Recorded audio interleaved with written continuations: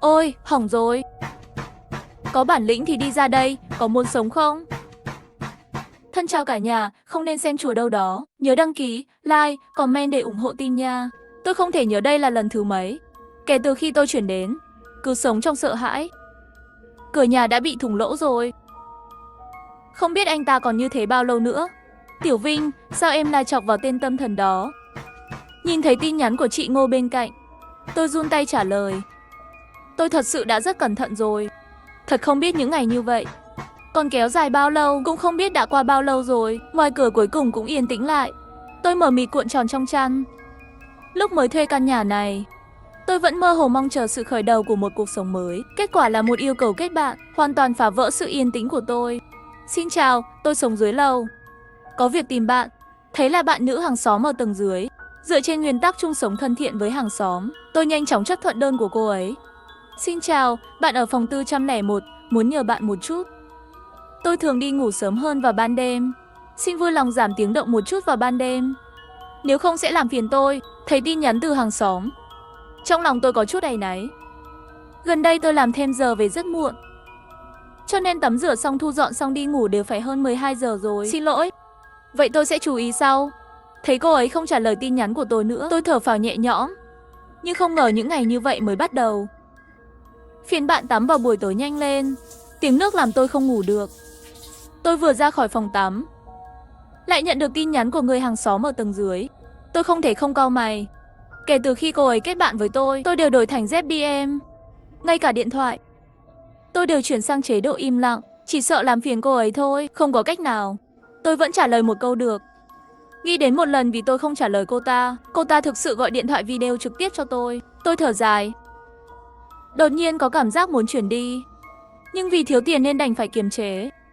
Nhưng điều tôi không ngờ là cô ta lại vì sự nhượng bộ của tôi mà tiến thêm một bước. Buổi trưa hôm nay, tôi đang nấu ăn. Điện thoại lại đổ chuông. Bạn đang làm gì vậy? Cứ có tiếng cộp cộp mãi thôi. Tôi nhìn vào miếng ảnh âm rồi thớ. Đột nhiên không còn tốt tính nữa. Tôi đang cắt rau, bạn có ý kiến gì à? Chỉ là bạn làm nhỏ tiếng một chút. Tôi liếc nhìn lời cô ta nói. Nghĩ về những ngày này, qua ngày khác đều là tin nhắn nhắc nhở. Tôi lập tức cũng tức giận. Cắt rau cũng không được sao? Bây giờ là buổi trưa, tôi không cần ăn sao? Nhưng bạn làm phiền tôi rồi. Không ai quy định không được nấu ăn vào buổi trưa. Tôi đâu có nói bạn không thể nấu ăn. Đây là muốn bạn nhỏ tiếng hơn. Có đáng tức giận không? Mặt tôi đỏ bừng vì tức giận, chỉ muốn cãi lại cô ta. Nhưng những lời tiếp theo của cô ta khiến tôi tức giận. Câm miệng lại. Chuyển đến đây lâu như vậy rồi, không một ngày nào bình yên. Âm thanh đi bộ to quá, gây hại cho xã hội không nói. Tôi gần như bị suy nhược thần kinh. Không phải bạn là người thuê nhà sao? Bạn tự giác đi. Đừng để lần nào tôi cũng nhắc nhở bạn. Tôi lập tức nước mắt tràn đầy hốc mắt. Sự nhẫn nhịn ấy đã khiến tôi tiêu hao năng lượng mỗi ngày rồi. Điện thoại vẫn đang kêu, nhưng tôi cũng không có tâm trạng để xem nữa. Tôi vốn là một người yếu đuối, chỉ sợ mình làm chỗ nào không tốt, làm người khác không vui. Tôi lại tắt tiếng điện thoại. Chỉ hy vọng cô ta không nghe thấy tiếng động. Đừng gửi tin nhắn cho tôi nữa. Cho đến tối khi tôi tắm xong, một tiếng đập cửa vang lên. Tôi sợ đến mức mở to mắt. Ai vậy? Tôi hét lên. Không ai nói chuyện ngoài cửa, nhưng cánh cửa cứ bị đập vỡ. Tôi vội chạy ra cửa.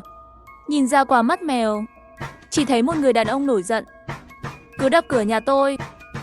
Anh là ai? Anh không nói chuyện tôi sẽ gọi cảnh sát. Có một chút run rẩy trong giọng nói của tôi. Tiếp tục nuốt nước miếng để buộc bản thân bình tĩnh lại. Ma mở cửa, còn ô nào lão tử đánh chết mày.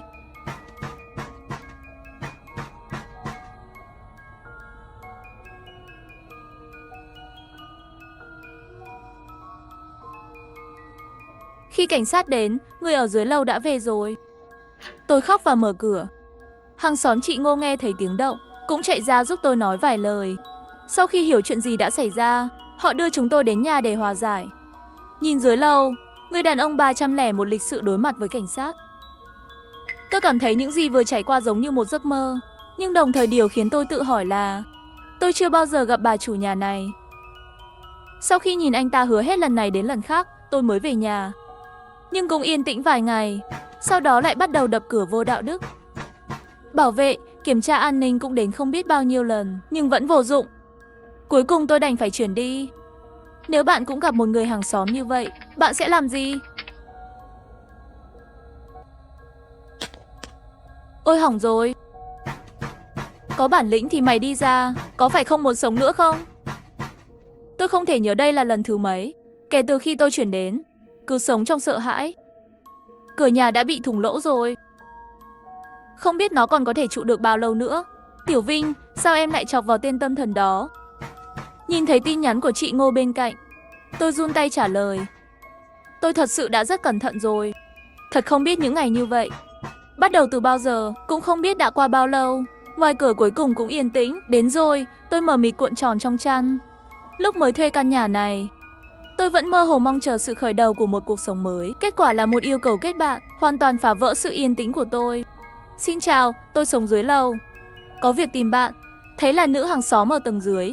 Dựa trên nguyên tắc chung sống thân thiện với hàng xóm, tôi nhanh chóng chấp thuận kết bạn cô ấy. Xin chào, người thuê 401.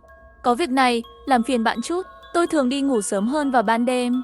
Xin vui lòng giảm tiếng động một chút vào ban đêm, nếu không sẽ làm phiền tôi. Thấy tin nhắn từ hàng xóm, trong lòng tôi có chút áy náy.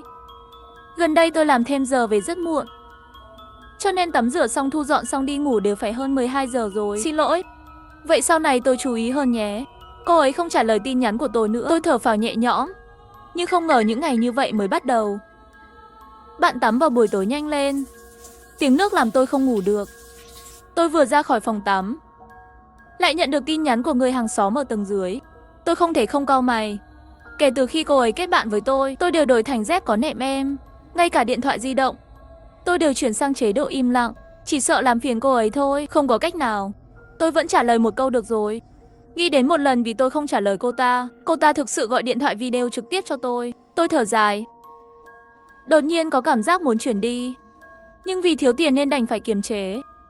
Nhưng điều tôi không ngờ là cô ta lại vì sự nhượng bộ của tôi mà tiến thêm một bước. Buổi trưa hôm nay, tôi đang nấu ăn, điện thoại lại đổ chuông. Bạn đang làm gì vậy? Cứ cộp cộp mãi thôi. Tôi nhìn vào thớt có thêm miếng đệm cách âm. Đột nhiên không còn tốt tính nữa. Tôi đang cắt rau, bạn có ý kiến gì không? Chỉ là muốn bạn im lặng một chút. Tôi liếc nhìn lời cô ta nói. Nghĩ về những ngày này, ngày qua ngày tin nhắn nhắc nhở. Tôi lập tức trả lời cắt rau cũng không được sao? Bây giờ là buổi trưa, tôi không cần ăn sao? Nhưng bạn làm phiền tôi rồi. Không ai quy định không được nấu ăn vào buổi trưa. Tôi đâu có nói bạn không thể nấu ăn. Nhưng bạn không thể nhỏ tiếng hơn sao?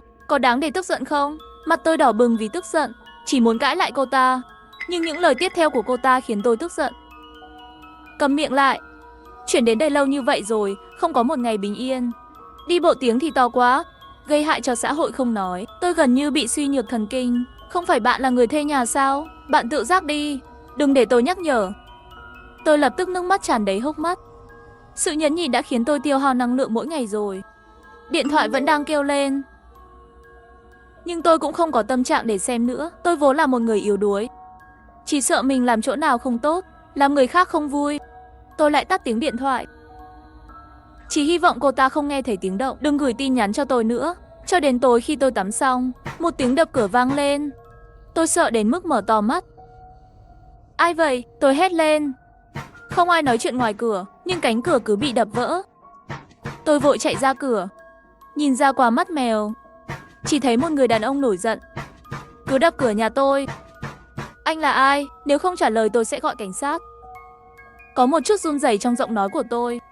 Tiếp tục nuốt nước miếng, buộc bản thân bình tĩnh lại.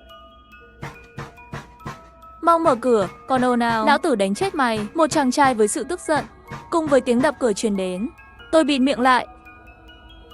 Tôi thực sự bị sốc bởi hành xáo của anh ta. Tay run rẩy nhanh chóng gọi cảnh sát. Khi cảnh sát đến, người ở dưới lầu đã về rồi. Tôi khóc và mở cửa. Hàng xóm chị Ngô nghe thấy tiếng động, cũng chạy ra giúp tôi nói vài lời. Sau khi hiểu chuyện gì đã xảy ra, họ đưa chúng tôi đến nhà để hòa giải.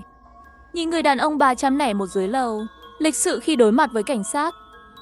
Tôi cảm thấy những gì vừa trải qua giống như một giấc mơ. Nhưng đồng thời, điều khiến tôi tự hỏi là tôi chưa bao giờ gặp bà chủ nhà này. Sau khi nhìn anh ta hứa hết lần này đến lần khác, tôi mới về nhà. Nhưng cũng yên tĩnh vài ngày, sau đó lại bắt đầu đập cửa vô đạo đức. Bảo vệ, kiểm tra an ninh cũng đến không biết bao nhiêu lần, nhưng vẫn vô dụng. Cuối cùng tôi đành phải chuyển đi.